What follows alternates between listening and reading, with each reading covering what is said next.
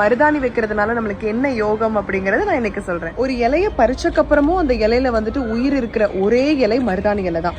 அந்த மருதாணி இலையை நம்ம அரைச்சு 15 நாளைக்கு ஒரு குறிப்பா அமாவாசை, பௌர்ணமி இந்த மாதிரி நிறைஞ்ச நாள் அன்னைக்கு உங்க கைகள்ல வந்து நீங்க இட்டுட்டே வரும்போது நம்மளுக்கு பாசிட்டிவ் எனர்ஜி நிறைய கிடைக்கும், ஆயுள் தீர்க்க சக்தி இருக்கும், சுமங்கலித்துவம் பெருகிட்டே இருக்கும் அப்படிங்கிறது எல்லாத்துக்கும் தெரிஞ்ச விஷயம் தான். நல்லதோ கெட்டதோ அது வந்து நம்ம வாழ்க்கையில நடக்கிறது இந்த கைகள்னாலதான். அப்படித்தானே? இந்த நகங்கள்ல நம்மளுக்கு வந்து எப்பவுமே மருதாணி இருந்துட்டே இருக்கிறது நம்மளுக்கு வந்து ஒரு பெரிய காப்பு சக்தியா அது இருக்கும். இந்த சிவப்பு கலருக்கு மந்திர சக்திகளையும் தெய்வீக சக்திகளையும் ஈர்க்கக்கூடிய ஒரு சிறப்பான அம்சம் இருக்கு. நீங்க சாதாரண கையில திருநீரோ குங்குமமோ வைக்கிறத விட மருதாணி வச்ச கையில திருநீரும் குங்குமமோ விடுறதுக்கும் நிறைய வித்தியாசங்கள் இருக்கு.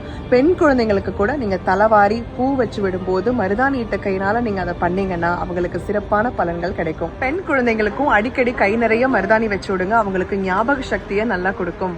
உள்ளங்கால்லையும் மருதாணி வச்சுட்டு நீங்க கோவில்ல போகும்போது அடிப்பிரதர்ஷனம் பண்றது ரொம்ப